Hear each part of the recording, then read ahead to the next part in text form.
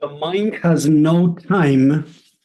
The past is not gone. Everything is happening now.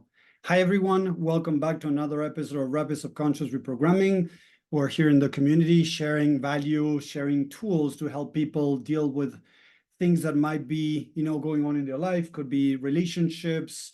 It could be, health. It could be different things that people might be struggling, right? Communications at their jobs, in their business, right? Everything goes back to mindset, as we've been talking for a while now. So today I want to talk about the mind and time in the mind, because there's a lot of people talking about this, saying that, the past is gone. And I believe that they have a limited understanding how the mind works. And that's why they normally say, oh, the past is gone. You got to let go of the past, forget about the past, it's gone, right? And I want to share with you some scientifically proven studies that have showed how the mind works and what is going on and why is it that we might be, struggling in different areas of our life. So welcome back again. If you're watching live, hashtag live. If you're watching replay, hashtag replay. On social media, that will be great. And let me change cameras. Here we go. So the mind has no time. What do I mean with this? And what does science have proven around this? That for the mind, everything is running here and now. So if we get triggered, if we wake up in the morning, and it has happened to a lot of people, they wake up in the morning and they wake up stressed out or with anxiety, or during the day, nothing quote unquote happens, and suddenly they start feeling anxious, sad, angry, and they really don't know what's going on. Well, I'm going to share with you what are the things that might be going on in your mind that are creating whatever you're going through. Maybe, loneliness, maybe it is anger, maybe it is anxiety, fear, right? What is going on in the mind is that normally what happens is the right lobe of the mind is the part that is in, like we call the subconscious mind, is running our past memories. And the mind is evaluating today, what's going on today, to, of course, as I normally say, protect us. What does that mean? So if in the past I tried different things and they didn't go well, I got rejected, I got judged, I got criticized, right? The mind might be looking into today and future situations to try to protect me from going through that painful situation again. So imagine that, in a month, maybe you're traveling. In a month, you'll be looking for a raise, or in a month, something is going to happen, right? The mind can already be in overload, trying to control whatever is happening to try to prevent you from feeling something negative or going through a negative situation in a month. Imagine that again, you're going to ask for a raise in a month, or you have an evaluation, at work in a month, and you're starting to get nervous even today, even if you're a month away. So for the mind, the month from now is no time. It's just in the future, like next, I'm going to be evaluated at work to see if I deserve a raise. So the mind is already preparing for that here and now. Why? Because maybe in the past I did something, right, where I didn't get something, that I put some expectation, I didn't meet them. So the mind is starting to run that past memory, right, according to the potential future that could happen. So the mind is going to go look back into your past to see what happens in different situations to create a potential future according to that. So again, if maybe in the past you didn't get a raise, the mind had proof that it could go wrong. If in the past you were rejected by somebody, the mind is going to think that it might happen again. So it's creating potential futures according to your past. If the past was gone, if the past, didn't affect us anymore, we would just go through life happy, enjoyment, exploring, expecting anything to happen because of the potential that we have. But no, what happens? The mind is many times in protective mode. We go into procrastination. We don't do the things that we tell ourselves that we're going to do. We find it difficult to speak up, to set boundaries. We do maybe people pleasing. We fall into perfectionism. Different behaviors that are all, in a way, protective mechanism from past experiences that we had. So the mind is so amazing that it could be running a past experience as if it were happening here and now.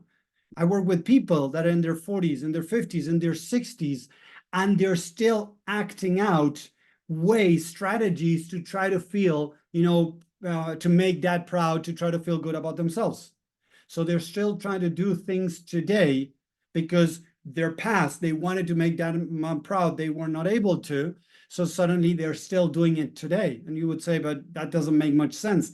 It does when you understand the mind. For that person, their mind is still running their old version from their past that was trying to make mom and dad proud. If you're procrastinating, it could be that a part of you is trying to protect you from doing something wrong, making a mistake, because maybe when you were a kid or at school, growing up as an adolescent, things didn't go well. And the mind is scared of, I don't know, your brother coming and beating you up because you didn't do something well, or your mom screaming at you or yelling at you because you did something wrong. So the mind, according to our past, is projecting a potential future. That's how it works. Because the truth is, we could look into two, major things. I succeed at this or I fail at this. But what happens many times as the mind is trying to protect you from failing again because you have failed in the past and it brought a lot of pain, it's still reliving that past. So the past is not gone as most people think that the past, it's gone, just let it go, forget about it. No, because that past is going to dictate your actions today, behaviors today, and your future actions and behaviors.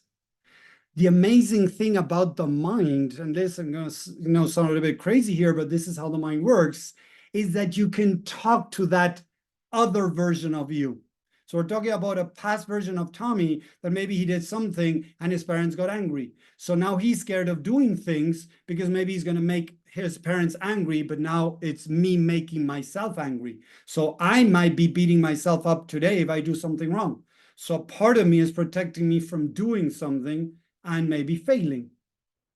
So according to my past, my mind is protecting me from doing so that I don't fail again. And I now don't judge myself or imagine others judging me because I failed or I did something wrong.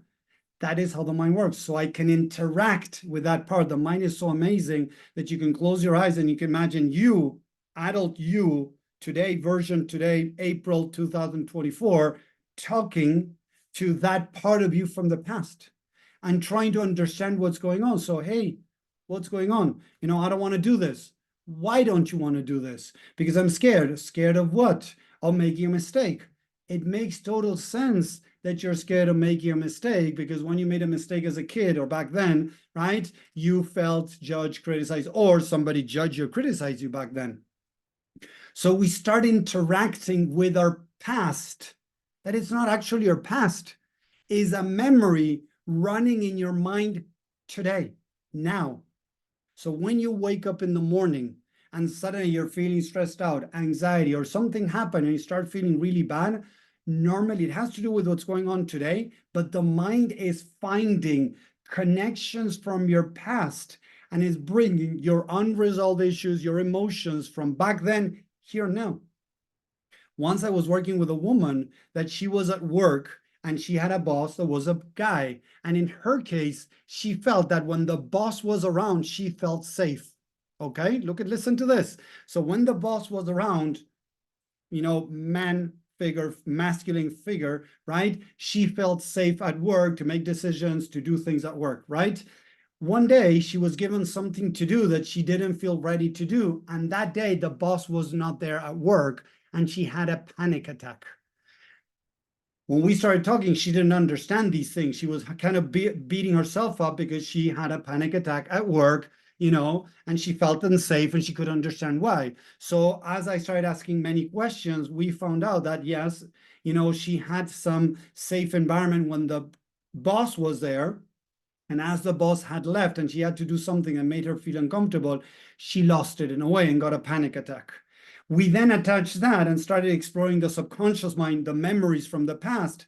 And our memory was revealed when she was 6 or 7 years old. She was at the sea with her dad holding her hand, and a wave hit her, dad and her, and they were put under the water. Dad unfortunately let her go. And for maybe seconds or maybe 1 minute, I don't know, she was underneath the water, not being able to breathe and feeling so scared that she was going to die. That same memory had been activated at that moment at work. So at work, where father figure, this boss that was a guy, wasn't around to rescue or protect her, right? As what had happened when she was a little girl, she relived the moment of not being able to breathe and thinking that she was going to die. She told me, I felt that I couldn't breathe, that I was kind of not choking, but she used another word, but like she couldn't breathe and that she was going to die. And she told me, but Tommy, that sounded so crazy. You know, I don't understand. And she was judging herself for going through that. So what I helped her do was recognize the memory, understand that there was a valid reasons to feel today that she couldn't breathe. Because although she could breathe today, and this is what a lot of people do, is like convince yourself that you can breathe. Just take a couple of breaths and show yourself that you can breathe. Yes and no. First, we need to validate and say, hey, it makes sense. Something might be happening in your mind that is making you feel like that because of a past experience. And as we did that, it was later, she was able to connect with that memory from her past, understand what was going on, and be able to deal with that memory from the past, change the story, the perception of that memory from the past. And so far, I haven't, talked to her very often, but I kept on doing some, reach out, see how she was doing and things like that. And she was able not to have another panic attack, at least so far. It doesn't mean that it's not going to happen again. I don't know. It might happen again if another memory or something in that memory is still running there that needs to be dealt even a little bit more, maybe. But we dealt with the memory. We did some healing. We did some releasing. We changed the story of that memory, right? And she was able to start feeling much more empowered, much more safe by her being her protector more than needing this, masculine figure around her to protect her. Because this was something that was recurring in her life, that she was always falling into wanting the guy beside her to protect her. And she didn't understand why she was doing that. And it had to do with her past. So as we work in several sessions through this, she was able to start getting more empowered, feel more safe around herself. And at least for the time that I spoke with her and doing some follow-ups, she didn't have another episode like that. And she was able to start being more empowered at her work in different areas of her life. And that is how the mind works. The mind is running our unresolved issues from the past, today, here, and now. And many times we're not even aware of it. As I mentioned, the challenge, I'm working with a woman that when she was a little girl, mom and dad had separated. Dad would pick her up and take her on vacations, right? Once a year, whatever, right? And when she wasn't leaving her house, she saw her mom torn. So even today, as a grown-up, each time she went on vacations, even by herself with her partner, she felt guilty. She felt bad about the vacations, and she didn't know why. When we started exploring the subconscious mind, we found these memories of her as a little girl leaving the house, leaving mom behind, and mom feeling torn, and this little girl thinking that it was her fault that mom was feeling like that. So she didn't allow herself to enjoy her vacations because of mom. So we're working. We just found out a little bit ago. So we've been working on that and other things that kept on coming up. Right. So we're working on those things. I had another guy that suddenly, out of the blue, quote unquote, he started crying and he didn't understand what. When he started exploring the mind, he found that there was a connection with what he was doing today with something that happened in the past. So the mind started running a memory of the past where he felt abandoned by his father and he started crying today because he was still, a part of him was experiencing that memory as if it were happening today.